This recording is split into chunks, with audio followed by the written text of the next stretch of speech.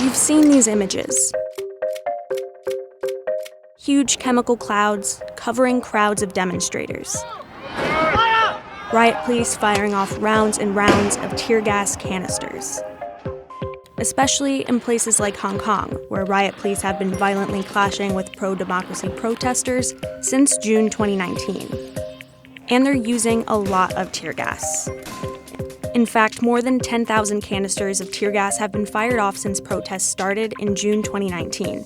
It's so much tear gas that health officials are warning of its effects, especially as 88% of Hong Kong's population has been exposed to these chemicals, and 7.4 million people live there. The Geneva Protocol of 1925 banned the use of tear gas during wartime, along with other chemical weapons.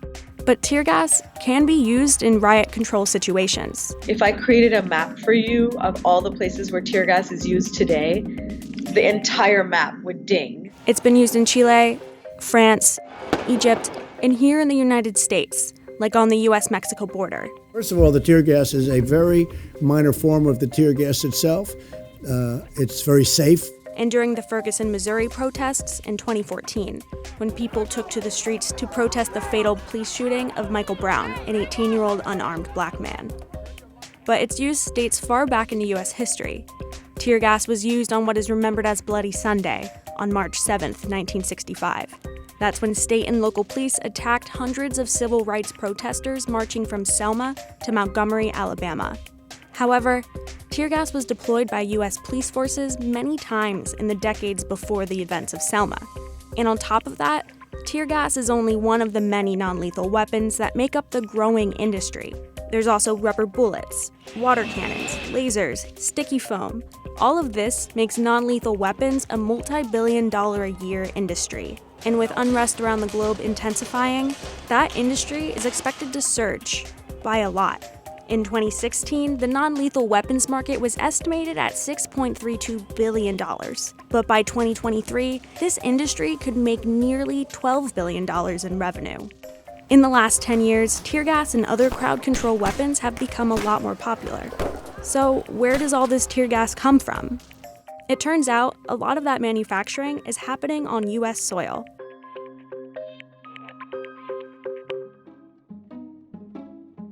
So tear gas isn't really a gas at all. It's more like a vapor, full of fine chemical dust. It's actually a powder inside the canister, and then when it explodes, it aerosolizes into the air. Tear gas doesn't just cause eyes to water. It causes a burning sensation, difficulty breathing, skin irritation, and chest pain. It's so painful you want to keep your eyes closed. It makes people feel like they can't breathe, that they're suffocating. Sometimes it can get into your mouth and through to your stomach and causes vomiting and things like that as well if you inhale a lot of it. But 90% of the time, it's probably really just pain to the skin, the eyes, the nose, and the respiratory system. As for what exactly is inside a canister of tear gas, that's harder to answer. There's no regulation of how this weapon is manufactured or sold, and so no one's required to produce this data or to inform the public about even what chemical is there. Manufacturers aren't saying, oh, we are putting this concentration of tear gas, this many milligrams, into a canister of this size. They do not share that information. Early forms of tear gas were first used at the end of the First World War. The exact details of who fired the first shot of tear gas remains up for debate, but most historians say the French fired tear gas grenades into German trenches in August 1914 during the Battle of the Frontiers. There was this idea that all kind of biological and chemical weapons, after the sort of atrocities of the First World War, that we should not be using chemical and biological weapons as an offensive force. There was a very strong push by most countries to have a ban on chemical and biological weapons.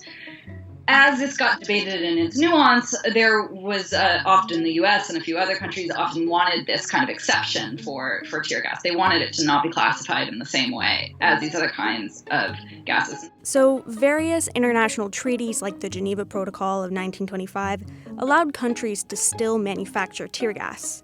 World powers like Germany, France, Russia, Italy, the United Kingdom, and the United States wanted to keep the chemical warfare infrastructure after investing tons of money in its development during World War I. So there was a very entrepreneurial general named Amos Fries who ended up becoming the head of the Chemical Warfare Service in the United States. And he really went on a mission to turn a number of different chemicals into what was called from wartime to peacetime uses. And one of these was what we now consider to be tear gas. General Amos began what we know now as a PR campaign to showcase tear gas as a humane alternative to bullets in the 1920s. He kind of allied himself with lawyers and publicists in order to create a public relations campaign to convince people that tear gas was the thing that law enforcement and security officials needed.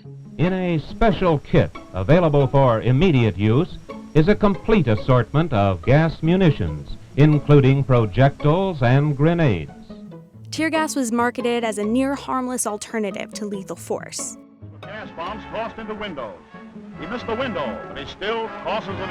And as that message circulated newspapers in the U.S., more and more police forces wanted the product. The pictures speak for themselves. There becomes this kind of, hey, over in Philadelphia they're using it, or like down in DC they're using it, you guys should be too. So there becomes this way of everybody needing to get in on this new technology that was going to work for law enforcement, for peacekeeping. The commercialization of tear gas kick-started with two of the first major players, Federal Laboratories Incorporated in Pittsburgh, Pennsylvania, and the Lake Erie Chemical Company in Cleveland, Ohio. Since then, the market has expanded, and tear gas has become the most widely used non-lethal weapon. There are different kinds of tear gas, but the most widely used form is CS. And today, the United States is the biggest producer of CS tear gas. Tear gas is mainly deployed in three different ways: by grenade, by spray like aerosol or a water cannon, or by projectile, like a cartridge launched by a riot gun, which is the most common way it's used. Out of all the non-lethal weapons used for crowd control, tear gas is the biggest money maker by far, and a single canister sells for around $20. Tear gas is seen more as a go-to weapon because one little canister affects a large area of people, and it is less likely to cause any kind of lasting harm than other forms of weapon. These chemical non-lethal weapons are expected to maintain that popularity. As for who's making the most money off tear gas, the U.S. is the largest developer, operator, and exporter of non-lethal weapons. U.S. companies just sort of dominates the market because it has greater reach, because it has multiple companies. But it's not necessarily that the U.S. companies are like much, much bigger. Two of those big companies are in Pennsylvania. According to Feigenbaum, the biggest company is Combined Systems Incorporated in Jamestown, Pennsylvania. The other large U.S. manufacturer in Pennsylvania is Non-Lethal Technologies in Homer City. And then there's Safariland in Jacksonville, Florida. These three companies did not respond to CNBC's repeated requests for comment. When it comes to exporting and importing tear gas, it gets a little complicated. So the reason that you can't get much information about tear gas being exported around the world is because it's not considered military equipment. You know, there are federal contracts that show that certain equipment is sold to certain places. But because tear gas is kind of operating at a level below that, it's not being sold government to government, it's being sold privately from corporations to law enforcement agencies.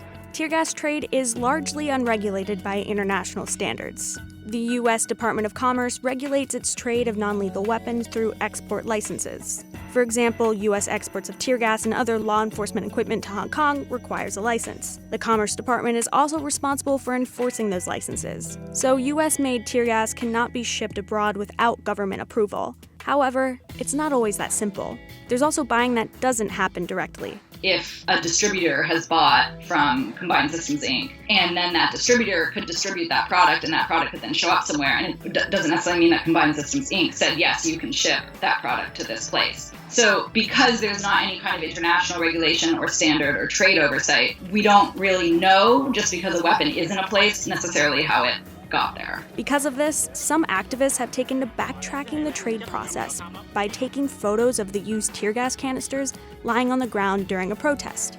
Those photos are shared over social media and have gotten a lot of attention during recent protests and unrest around the world. For example, months of protests rocked the Whitney Museum of American Art in New York City, as people learned that tear gas made by Florida-based Safariland was reportedly used on migrants on the U.S. border. And the CEO of Safariland, Warren Kanders, served on the board of the museum as the vice chairman, at least until July 2019, when he ultimately stepped down from the role because of his connections to the tear gas manufacturer.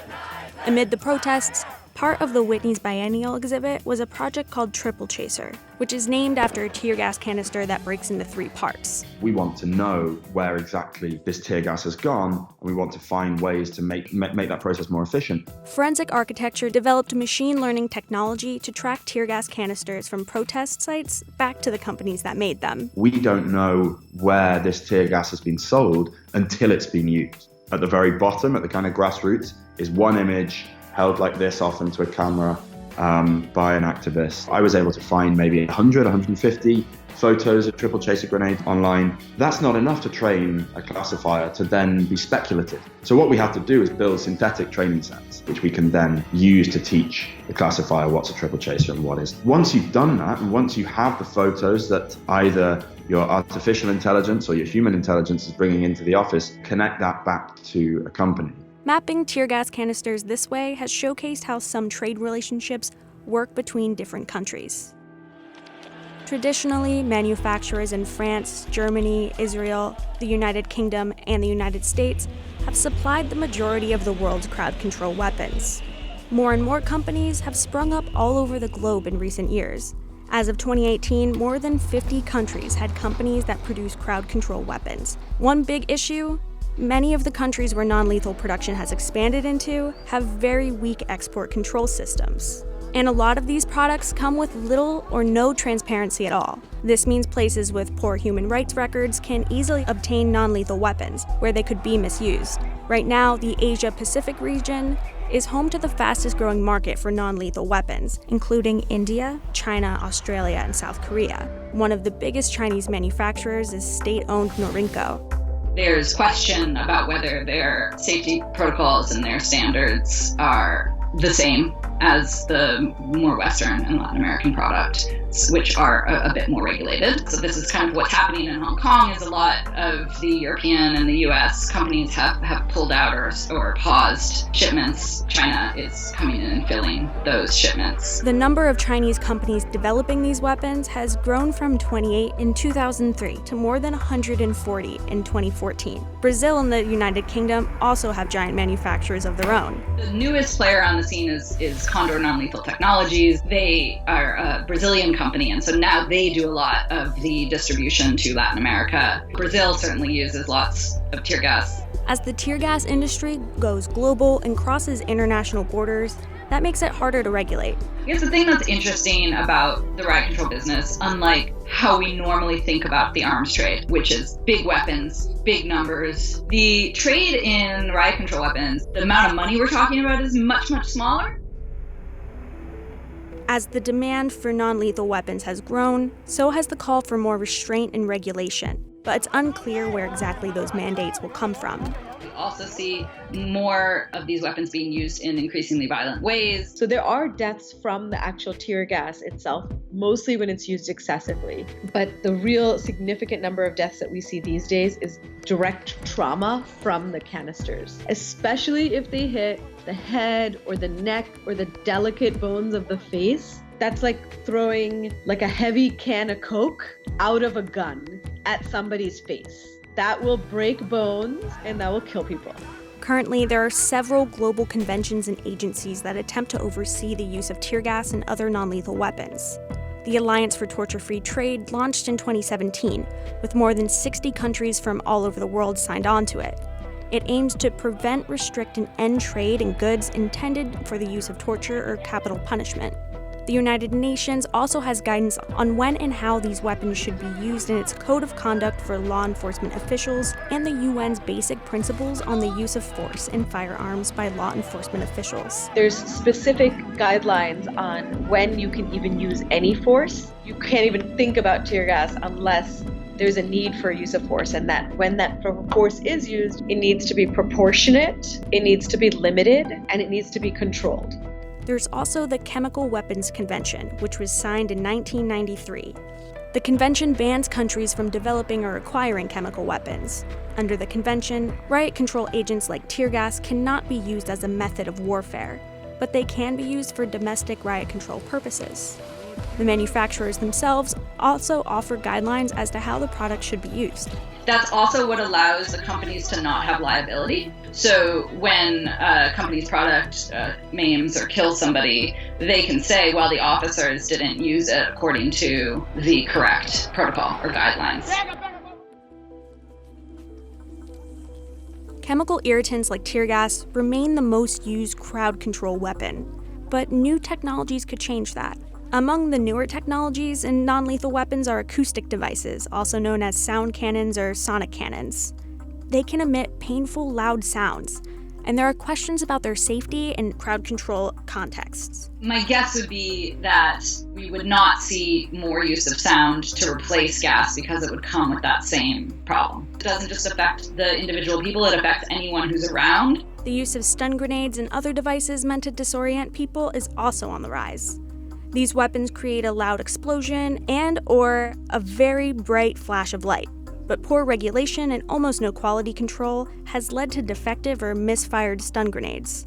An entirely new and developing category is directed energy systems, also known as the active denial or ADS. These are electromagnetic heating devices that deliver very high-frequency millimeter wavelength electromagnetic rays that heat skin on contact and cause a painful burning sensation. However, they're still only in development, and they haven't been used in any real-world protests yet. As people around the world take to the streets in protest and riot police attempt to take the streets back, crowd control weapons will continue to see demand, and not just tear gas. I think it's one of these, philosophical, it always makes me feel like I'm in Moral Philosophy 101 class where it's like, well, would you rather I shot you in the face or I tear gassed you and your friends? Most people would choose the tear gas, but this is not a real question. The real question should be, would you rather I listened to your political demands and engaged you in deliberative democratic debate, or would you rather I tear gassed you?